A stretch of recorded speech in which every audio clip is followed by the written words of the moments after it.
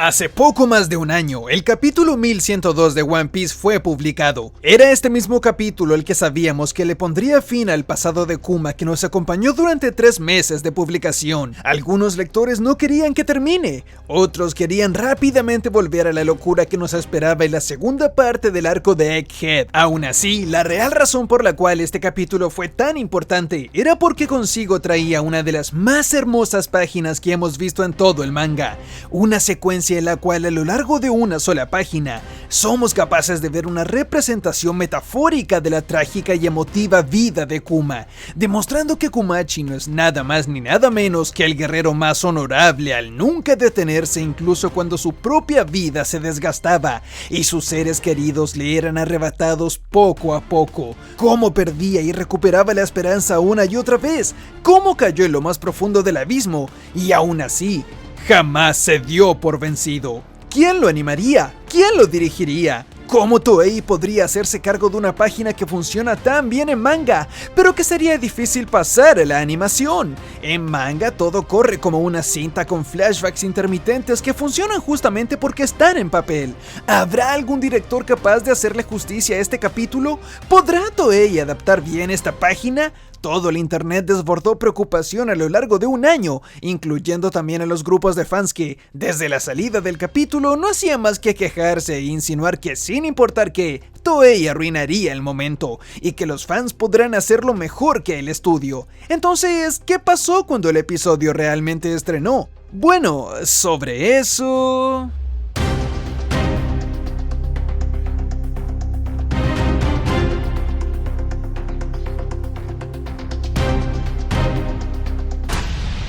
El episodio 1136 de One Piece alcanzó, en menos de un día, la más alta puntuación de cualquier episodio en IMDb, con un descomunal 9.9 de puntuación, una calificación casi perfecta que ningún otro episodio de la serie jamás había alcanzado. Los fans alrededor del mundo no podían creer cuando se dieron cuenta que Toei había tomado el contenido del capítulo 1102 del manga y realmente habían hecho lo imposible, elevarlo. En otras palabras, tomar algo que era increíblemente bueno por sí solo y aún así convertirlo en algo mejor. Yo, personalmente, lloré como nunca en la vida lo había hecho con ningún medio aparte del final del Señor de los Anillos 3. El internet entero se inundó de gente que no podía creer lo que veían sus ojos. Mucha gente tomó la errónea decisión de ponerse a ver el episodio como si se tratara de uno más, no esperando la avalancha de emociones que estaban a punto de ver.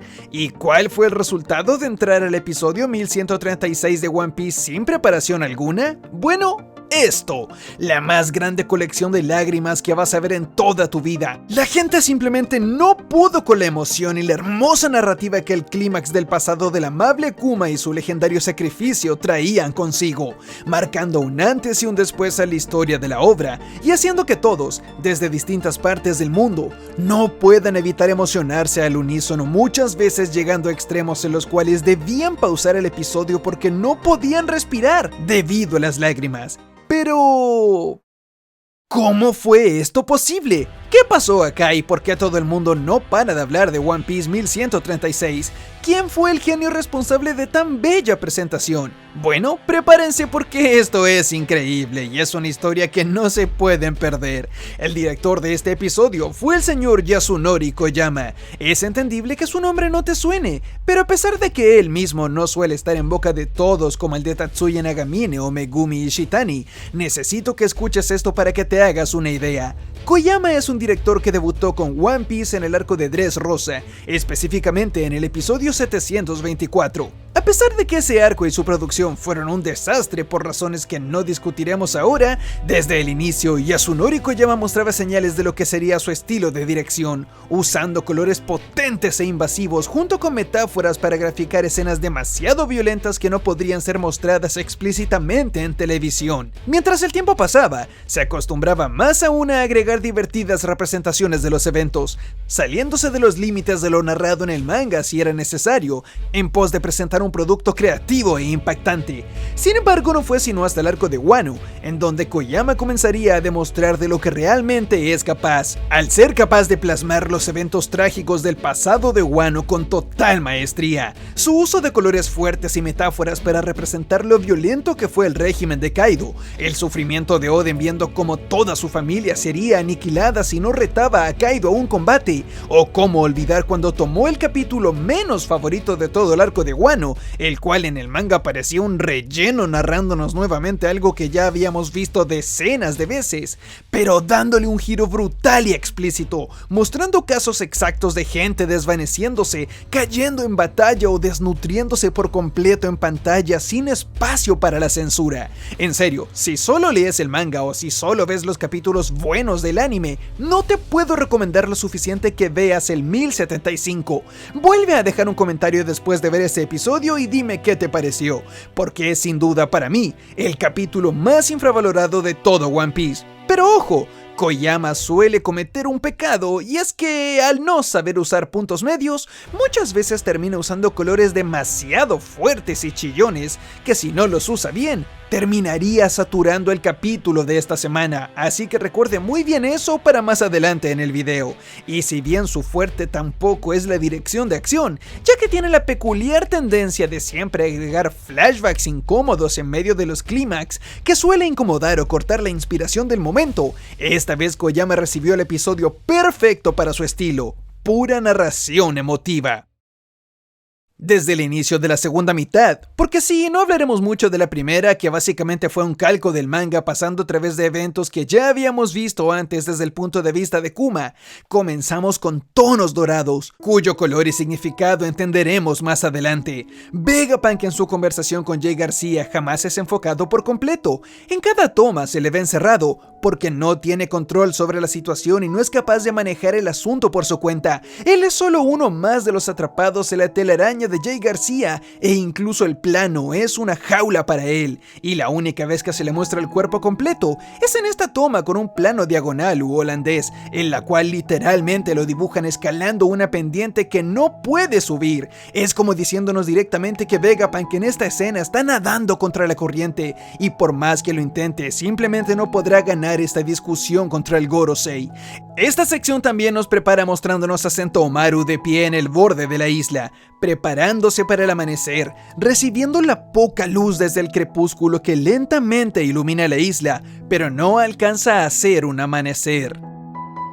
Pero cuando comienzas el montaje literalmente con un punto de vista del nacimiento de Kuma, solo para que al apenas ver a sus padres sea de inmediato separado de ellos, sabes que esto va a doler. Eso no es todo, pues apenas Kuma pierde a sus padres, vemos que una esposa aparece en su muñeca, indicando que sus primeros recuerdos y la separación con sus padres está directamente ligado a su esclavitud, todo para bajar un poco más y sin tiempo alguno entre un evento y otro, sin descanso, se nos muestra que desde pequeño era obligado a realizar labores de fuerza. Sin embargo, lo más impactante es que en la siguiente toma, vemos a Komachi caminar a través de un camino trazado, una línea que va atada a su cuello, demostrando que carece completamente de libertad y en todo momento su cuello y su vida está atada a lo que los Tenryubito quieran hacer con él. En su posición de esclavo, Kuma no tiene derecho a elegir qué hacer, o como vemos acá, ni siquiera decidir en qué dirección caminar. Absolutamente todas las decisiones de su vida eran tomadas por otros dándole violentas órdenes.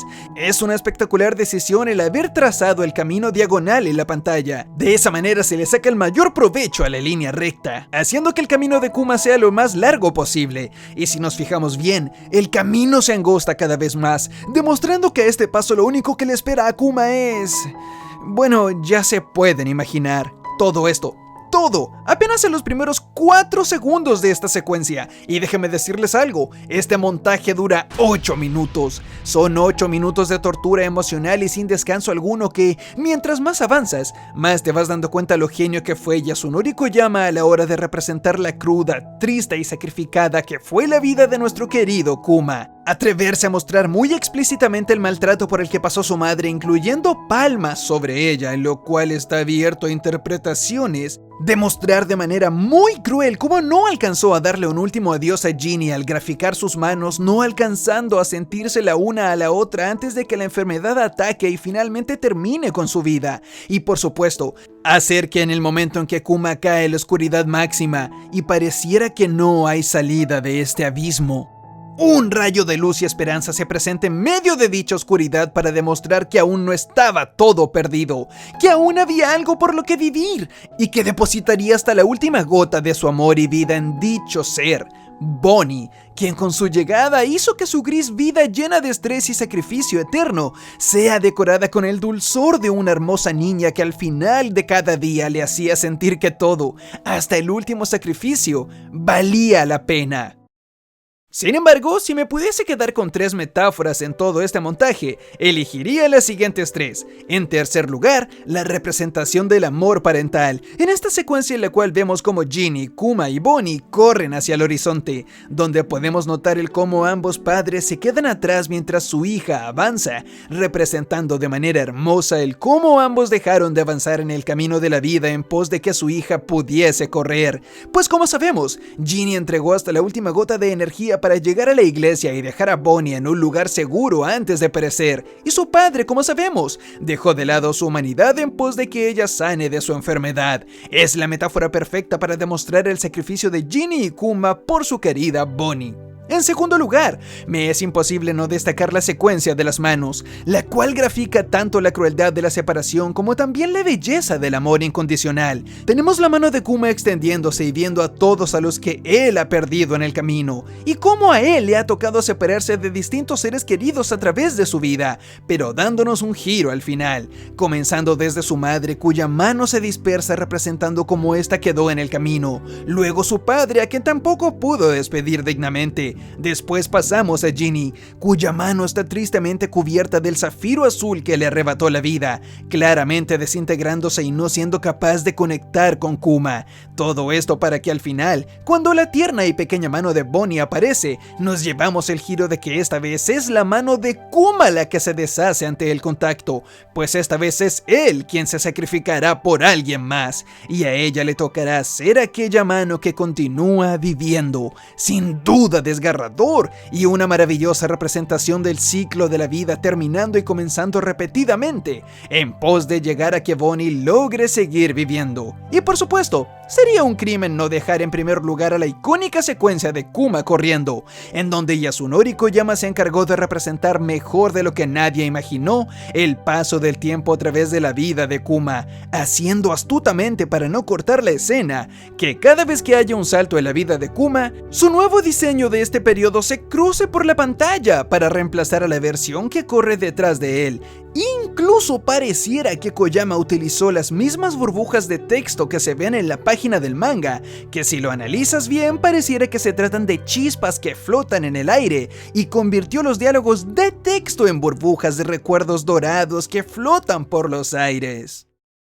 ¿Recuerdan que hace un rato hablamos del color dorado? Bueno, este tiene 2 significados. El primero es el literal. El dorado es el color de la burbuja de los recuerdos de Kuma que al explotar se deshace en pequeñas partículas que lentamente desaparecen en el aire, no sin antes iluminar la habitación con un destello que en medio de un momento triste se asegura de traer consigo luz y esperanza para el futuro.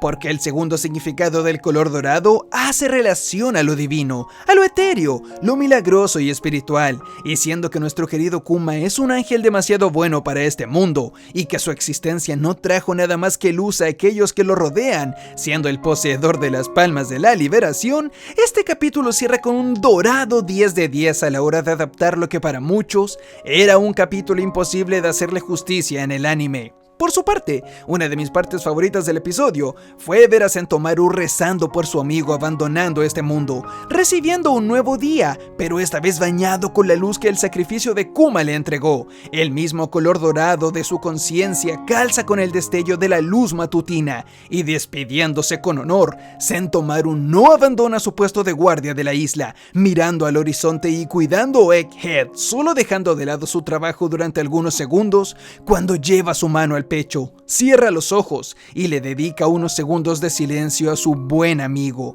Si me lo preguntan a mí, completamente infravalorados en Tomaru en esta escena, pero como bien sabemos, este es solo el inicio de su proceso de perder a todos sus seres queridos uno a uno de acá al final del arco. Como si fuera poco, Kohei Tanaka, compositor de la banda sonora de One Piece, compuso una pieza musical especial, exclusiva y completamente original para esta secuencia, con duración, variaciones, distintos actos, fuerzas, instrumentos y matices, para calzar exactamente con cada idea que se presentaba en pantalla, potenciando la tragedia y los sentimientos que el director quería comunicar a través de las imágenes. ¿Recuerdan que hablamos de que Koyama de vez en cuando exageraba con la fuerza de los colores y que muchas veces estos podían ser invasivos y demasiado chillones para momentos delicados? Bueno, esta vez fue diferente, pues contó con el respaldo de Naoyuki Wada en el apartado de fotografía, siendo él el mejor en toda la serie cuando se trata de aplicar filtros, capas y combinar todos los elementos en pantalla con el objetivo de lograr un producto homogéneo, armónico y completo.